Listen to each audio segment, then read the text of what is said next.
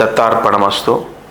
శ్రీకూర్మ ద్వాదశి December 31వ తారీఖు వచ్చింది. ఈ సంవత్సరం లాస్ట్ రోజు.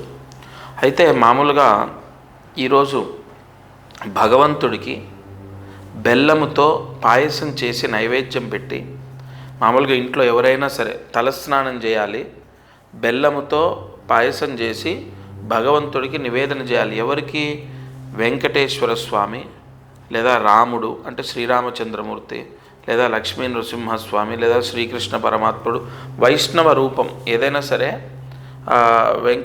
దశావతారాల్లో ఒక రూపం అనుకోండి, ఏదైనా సరే ఆ స్వామికి, ఆ మూర్తికి పాయసము అంటే బెల్లంతో చేసిన అన్నాన్ని నైవేద్యం పెట్టి మీరు భోజనంలో తింటే లక్ష్మీదేవి ఎంత తృప్తి పడుతుందంటే ఆ అమ్మవారి వరాన్ని ఆ ఇంటి యజమాని పొందుతాడు. అంటే ఇంట్లో అందరూ, మీరు మీ పిల్లలు ఈ పాయసాన్ని తిన్నారనుకోండి, మీకు ఇక డబ్బుకి లోటు లేకుండా అమ్మవారు మార్గాన్ని చూపిస్తుంది.